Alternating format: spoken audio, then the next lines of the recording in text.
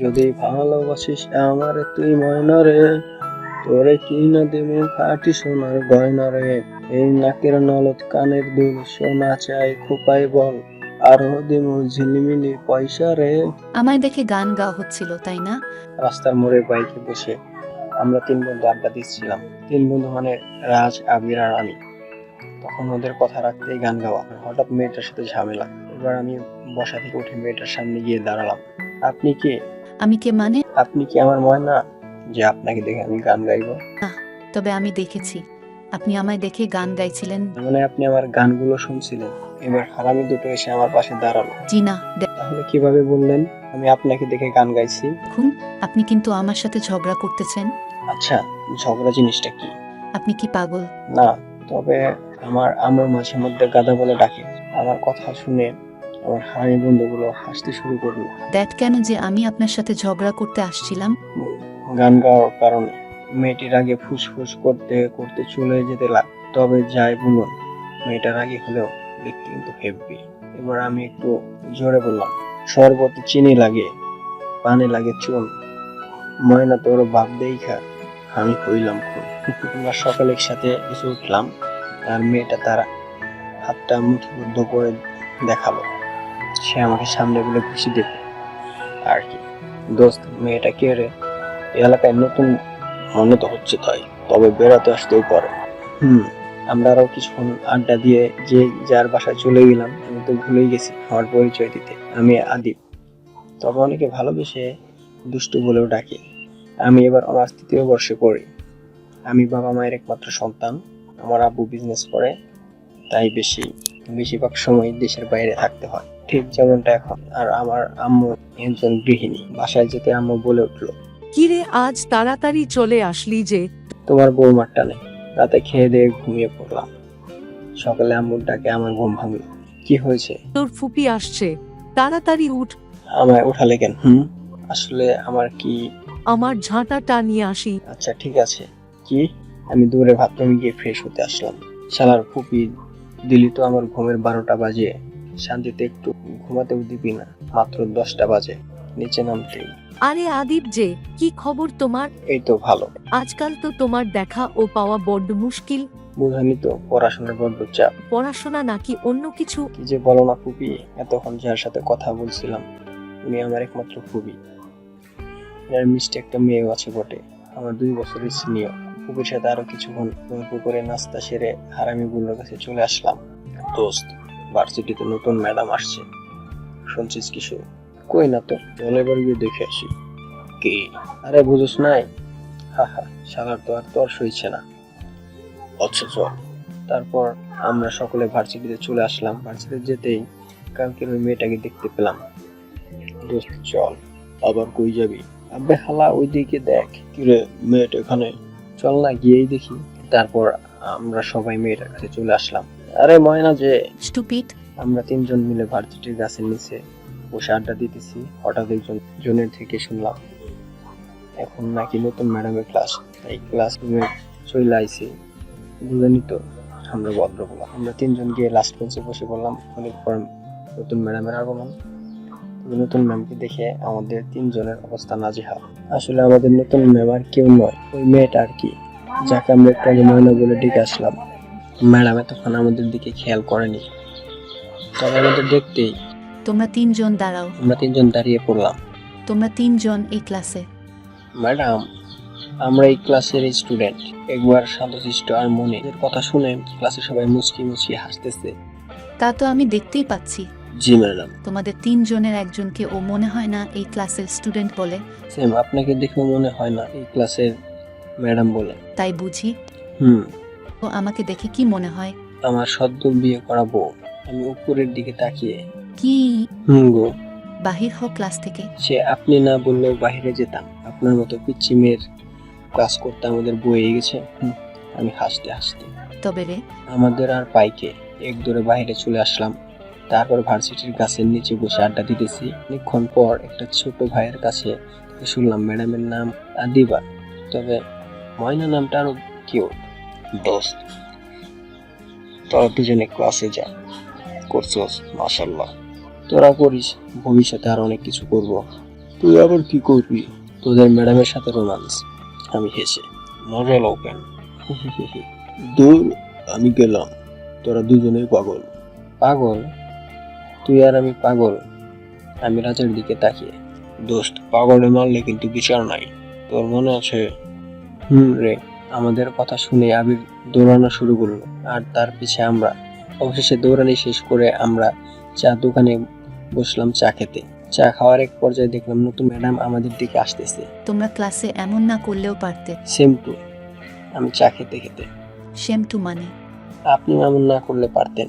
আমি এখানে আসার পর থেকে দেখলাম তোমরা ক্লাস করো না। আগে করতাম না, তবে এখন থেকে করব। কেন? তখন তো আর আপনার মতো এত সুন্দরী ম্যাডাম ছিল না। আমি হালকা হেসি। তুমি আসলেই একটা দুষ্টু ছেলে। ওমা, আপনি এটা জানলেন কি করে? কোনটা? এই যে আমাকে দুষ্টু বললেন, এটা তো আমার নিকনেম। পাগল একটা। আদিবা হাসতে হাসতে চলে গেল। একটু পরে যে যার বাসায় চলে আসলাম। গেলে ফুমুনির সাথে আমি আর আম্মু ওনার বাসায় গেলাম।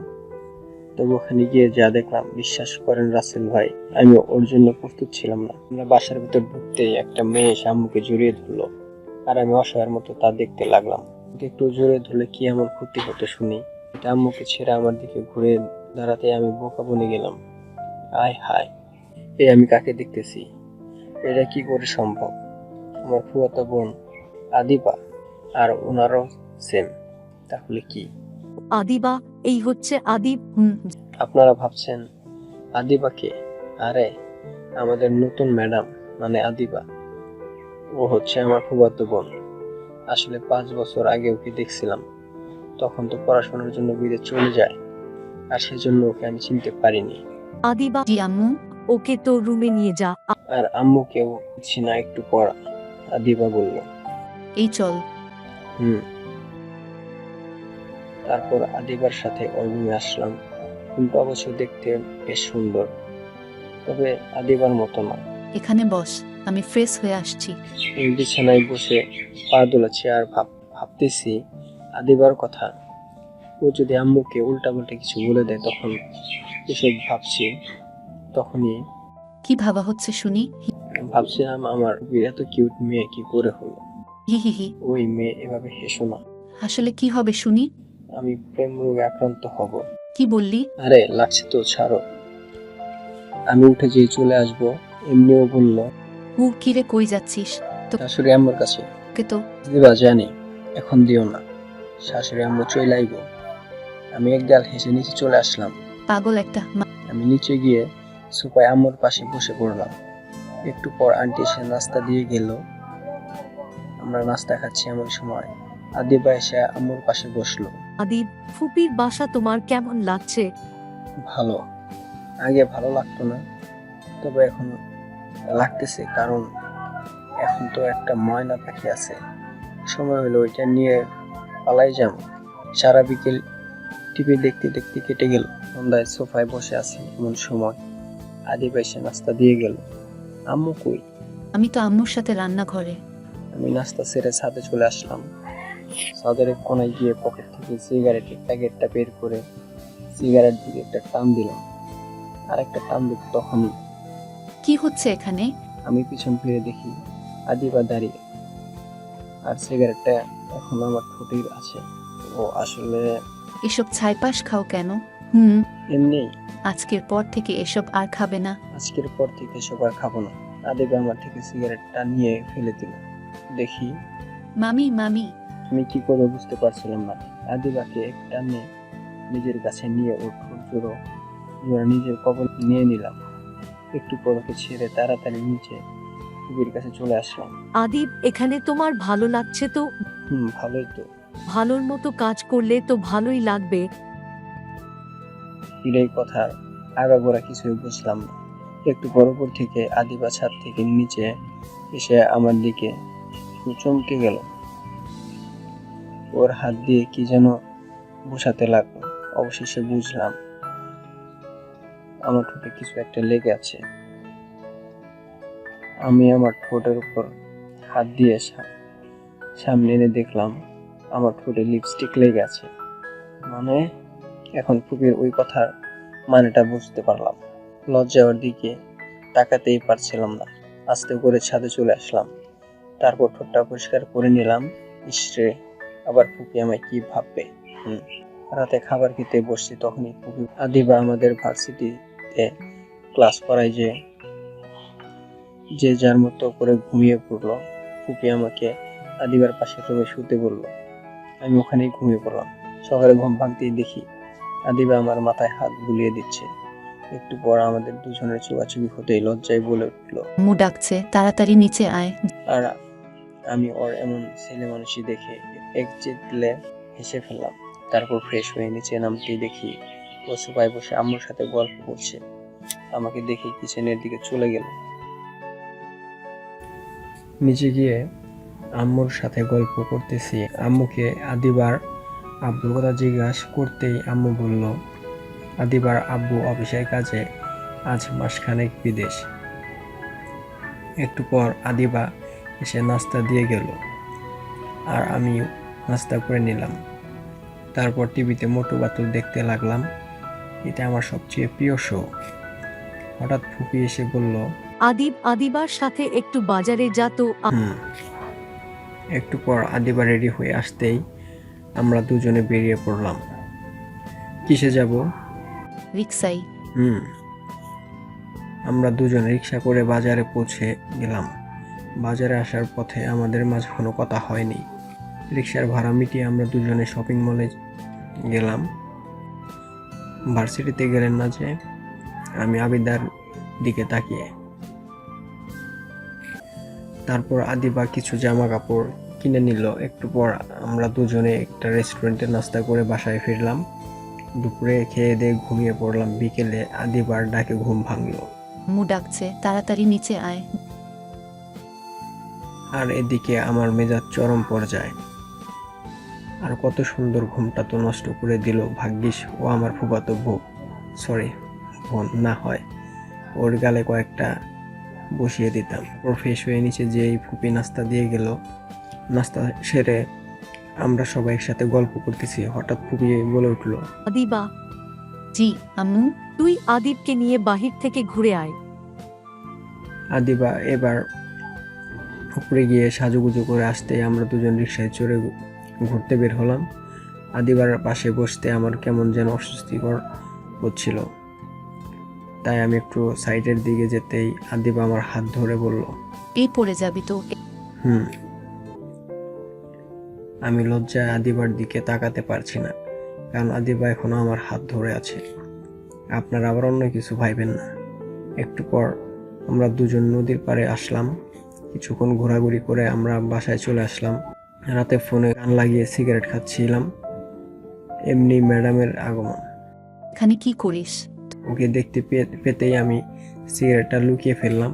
তোর ওই হাতে কি? আমার হাতে সিগারেট দেখতেই এবার ও আমার গালে কষে একটা থাপ্পড় মেরে বসলো।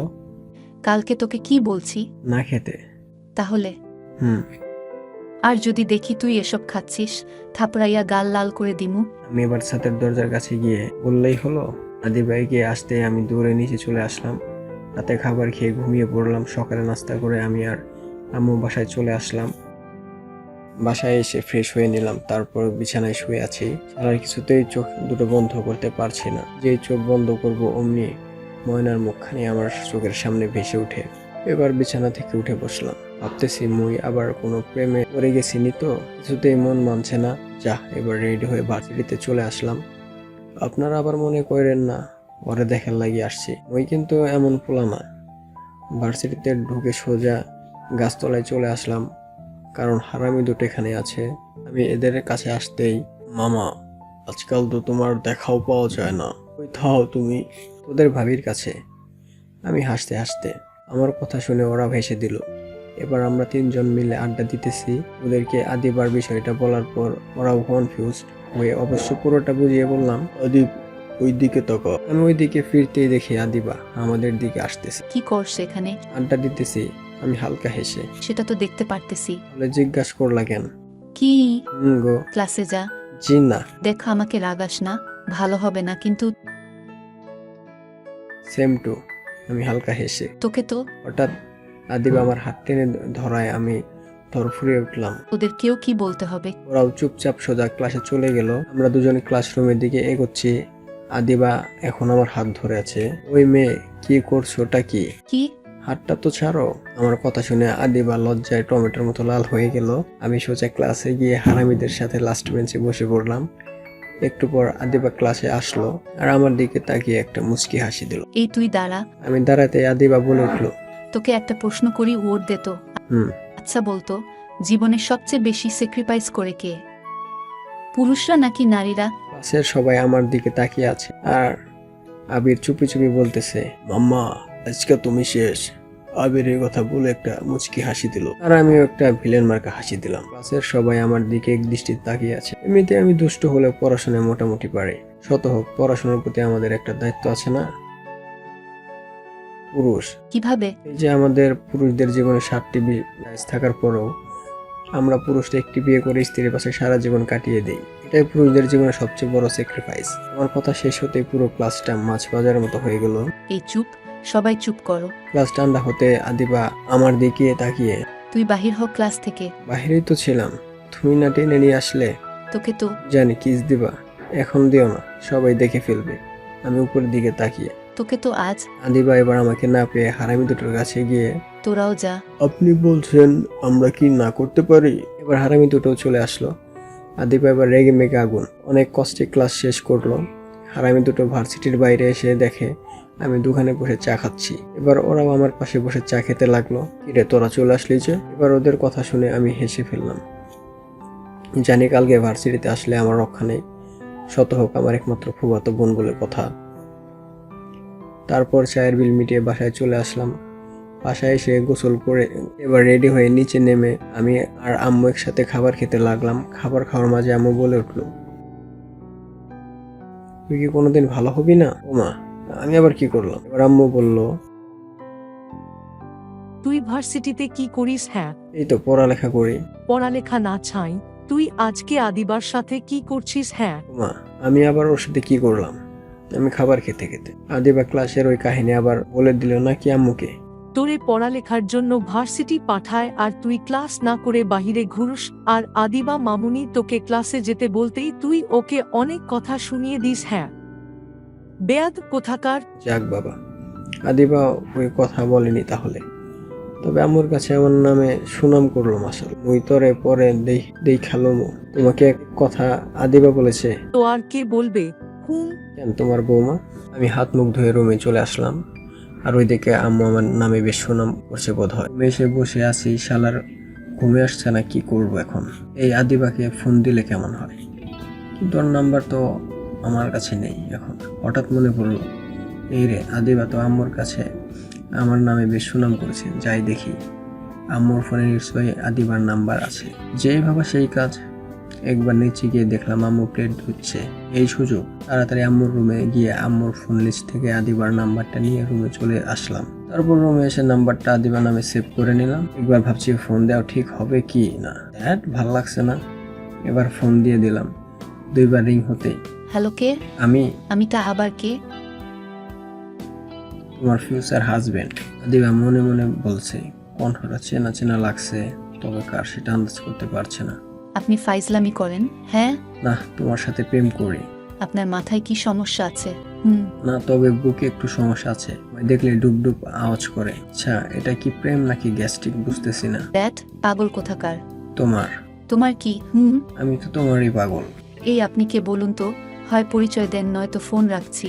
বলছি তো, আমি আদিব। কি? হুম। আমার সাথে মজা নেওয়া, তাই না? কাল ভার্সিটি আয়, তোকে মজা দেখাবো। দুষ্টু কোথাকার। ওই মেয়ে, শোনো, বিকেলে বের হবা? আমি আর তুমি দুজনে রিক্সায় চড়ে ঘুরতে যাব। আমার খেয়ে দে কাজ নাই যে তোর সাথে ঘুরতে যাব। একবারই তো। জি না।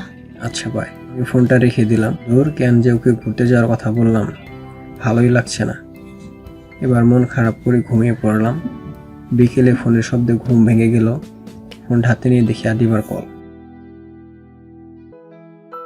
ওই কুত্তা, বিলাই, বদমাস, কই রে তুই? আমাকে ঘুরতে নিয়ে যাবার কথা বলে এখন তোর দেখাই নাই। তুমি তো বললা তুমি আমার সাথে ঘুরতে যাবে না। আমিও ভাব নিয়ে বললাম, হয়েছে, আর বাড়ানোর দরকার নেই, তাড়াতাড়ি আমার বাসার সামনে আয়। আমিও তাড়াতাড়ি বাথরুমে গিয়ে ফ্রেশ হয়ে আসলাম। তারপর একটা নীল শার্ট আর জিন্স প্যান্ট পরে নিলাম। এবার নিচে নামতে আম্মু বলল আমার বৌমার কাছে। বাসা থেকে বের হয়ে একটা রিক্সা নিয়ে আদিবার বাসার সামনে যেতেই দেখি আদিবা দাঁড়িয়ে। তবে আজকে ওকে দেখে আমি ক্রাশ খাইছি, কারণ নীল শাড়ি, নীল চুড়ি আর কপালের ওই টিপে যে কোনো মেয়েকে অসম্ভব সুন্দর লাগে, যেমনটা ওকে। সেজন্যই তো আমি ক্রাশ খাইছি সুন্দরীর উপরে। এবার ও রিক্সায় আমার পাশে এসে বসলো। আজকে আমার কাছে ভীষণ লজ্জা লাগছে, আসলে ওর পোশাকের সাথে আমার পোশাকের কালার মিসিং হয়ে গেছে। তারপর দুজনে এক রিক্সায়, যে কেউ আমাদের দেখলে বয়ফ্রেন্ড গার্লফ্রেন্ড ভাববে। কিরে চুপ করে আসিছ যে? আদিবার কথায় আমার হুঁশ ফিরলো না, এমনি। কিছুক্ষণ পর আমরা নদীর পাড়ে চলে আসলাম। তারপর রিক্সাওয়ালা ভাড়া মিটে আমরা দুজন একসাথে নদীর পাড়ে হাঁটতে লাগলাম। ইস, এখন যদি ওর হাতটা ধরে হাঁটতে পারতাম। হঠাৎ ও আমার ভাবনার ছেদ ঘটিয়ে আমার হাত ধরে হাঁটতে লাগলো। আমি ওর দিকে তাকাতেই দেখি ও মুচকি মুচকি হাসতেছে। আমরা দুজন আরো কিছুক্ষণ ঘোরাঘুরি করলাম। তারপর ওকে বাসায় পৌঁছে দিয়ে আমি বাসায় চলে আসলাম। 1 মাস পর, এই 1 মাসে আদিবার সাথে আমি একদম ফ্রি হয়ে গেছি। ওর সাথে দুষ্টমি আর হারামিগুলোর সাথে আড্ডা, সব মিলে বেশ ভালোই লাগছিল। তবে একটা বিষয় আমাকে চিন্তিত করে তুলছে, সেটা হলো আদিবা। কারণ এই কয়েক মুহূর্তে আমি আদিবাকে অনেক ভালোবেসে ফেলছি। তবে মুখ ফুটে কখনো ওকে বলে পারিনি, ভয় হয় যদিও না বলে দেয়। তখন আজকে ভার্সিটির মাঠে হারামিদের সাথে বসে আছে। তখন দোস্ত, এভাবে আর কতদিন? দেখি না সামনে কি হয়। এভাবে চলতে থাকলে দেখবি একদিন আদিবা অন্য একটা ছেলের হাত ধরে চলে গেছে। আবির আর রাজ এবার হাসতে লাগলো। শালা ওদের বলে বন্ধু, দেখছে একজনে দুঃখে মরে আর বদমাশগুলো তাও বাঁশের উপর দিয়ে বাঁশ দিয়ে রাহে। এই তোরা বন্ধু হয়ে আরেক বন্ধুর কাটা গায়ে নুনে ছিটা দিচ্ছিস। আসলে আদিবার ব্যাপারটা ওরাও জানে, তুমি যা মনে করো। আচ্ছা বলতো, কি করে আদিবাকে আমার প্রেমের জালে ফেলা যায়? জানি না, সিমটু। ওরা দুজন একসাথে হাসতে লাগলো। এবার আমি রেগে মেগে ক্লাসে চলে আসলাম। আমার পিছন পিছন আসতেছে। ক্লাসে গিয়ে লাস্ট বেঞ্চে বসলাম। এবার ভাবতেছি কি করে আদিবাকে আমার প্রেমের জালে ফেলা যায়। মাথায় কোনো বুদ্ধি আসতেছে না। পেয়ে গেছি, নিনজা টেকনিক। এটা ফলো করে ওকে আমি পটাবো। তাড়াতাড়ি বাসায় চলে আসলাম। আসার সময় দেখলাম রাজ আর আবির আমায় ডাকতেছে। ওদেরকে আমি পাত্তাই দিলাম না। বাসায় এসে ইউটিউবে নিনজা টেকনিকের ওপর অনেকগুলো ভিডিও দেখে নিলাম। কাল থেকে আমার মিশন শুরু। সকালে ভার্সিটির গেট দিয়ে ঢুকতেই হারামি দুটো এসে আমার পা ধরে টানাটানি শুরু করলো। দোস্ত, আমাদের ক্ষমা করে দে, আসলে আমরা তখন মজা করছিলাম। রে। আরে আমি ক্ষমা করে দিছি, এবার তো পাছার। এবার আমরা তিনজন মিলে গাছের নিচে বসলাম। দিবাকে আমার প্রেমের জালে ফাঁসানোর বুদ্ধি পেয়ে গেছি। আমি ওদের দিকে তাকিয়ে, কও কি মামা, কিভাবে? তারপর ওদেরকে পুরোটা বুঝিয়ে বললাম, আপনার এখন শুনে লাভ নাই, গল্পে পড়ে নিয়ে। মামা, এবার খেলা হবে, হি হি হি হি। এবার আমরা তিনজন একসাথে হেসে উঠলাম। শেষ আদিব, তুমি এবার তৈরি তো আমার প্রেমে পড়তে? আমরা তিনজন ক্লাসে যেতে একটু পর মিসেস আদিব ক্লাসে আসলো। ক্লাসে এসে আমার দিকে তাকিয়ে বলল, কিরে কালকে ক্লাস করলি না জেফ? ছিলাম, তুমি আমায় মিস করো কিনা। আজিল। শেষ হতে আমরা তিনজন মিলে গেলাম মিলির কাছে। মিলে আমাদের সেম ব্যাচ, বান্ধবীও বটে। মিলি, এদিকে আয়। কিরে তোরা কেমন আছিস? আমরা সবাই ভালো আছি, তুই কেমন আছিস? ভালো। তা হঠাৎ আমাকে ডাকলি যে? তোর সাহায্য লাগবে। কি? তারপর মিলিকে সবটা বুঝিয়ে বললাম, কালকে থেকে খেলা শুরু মিসেস আদিব। এবার হাসতে হাসতে বাসায় ঢুকলাম। আমার এমন হাসি মাখা মুখ দেখে আম্মু বলে উঠল, কালকে থেকে খেলা হবে তাই? হিহি। আমি একগাল হেসে উপরে চলে আসলাম। কালকে ভার্সিটি চলে গেলাম। এবার ক্লাসে গিয়ে মিলির পাশে এসে পড়লাম। আদিবা ক্লাসে এসে দেখে আমি মিলির পাশে বসে আছি। আমি ক্লাসে মিলির সাথে হেসে হেসে কথা বলতেছি। এবার আদিবা রেগে মেগে আগুন। তুই দাঁড়া। আদিবার কথা শুনে আমি মনে মনে হাসতেছি। এ তো শুরু, এবার দেখো আমি কি করি।